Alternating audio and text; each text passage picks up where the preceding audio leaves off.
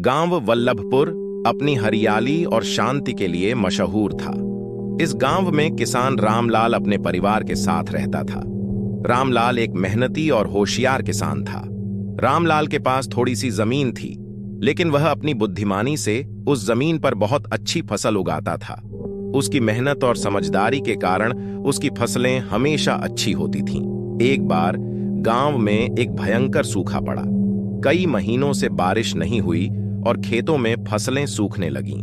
किसानों की चिंता बढ़ गई, लेकिन रामलाल ने हार नहीं मानी। रामलाल ने सोचा कि इस समस्या का हल निकालना होगा। उसने एक योजना बनाई। उसने अपने खेत के पास एक छोटी सी जल संरक्षण प्रणाली बनाई, जिससे बारिश का पानी इकट्ठा किया जा सके। रामलाल ने अपने खेत के चारों ओर नालियां और एक छोटा सा तालाब बनाया। जब थोड़ी सी भी बारिश होती तो सारा पानी इन नालियों से होकर तालाब में इकट्ठा हो जाता। कुछ हफ्तों बाद अचानक बारिश हुई। रामलाल का तालाब भर गया और उसके खेत में फिर से हरियाली लौट आई।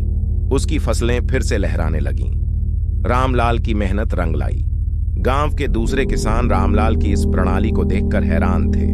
वे रामलाल से मिलने आए और उसकी तारीफ करने लगे। सबने मिलकर उसकी प्रणाली को अपने खेतों में भी अपनाया। रामलाल की समझदारी और मेहनत से पूरे गांव में खुशहाली लौट आई। सबकी फसलें अच्छी होने लगीं और गांव फिर से समृद्ध हो गया। रामलाल के प्रयासों ने गांव के सभी किसानों को नई राह दिखाई। गांव वालों ने रामलाल की सराहना करते हुए उसे सम्मानित किया। उसकी इस उपलब्धि ने साबित कर दिया कि सूझबूझ और मेहनत से हर मुश्किल का हल निकाला जा सकता है।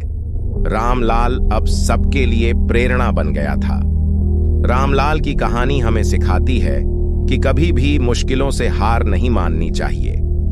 अगर हम सूझबूझ और मेहनत से काम करें तो हर समस्या का समाधान संभव है।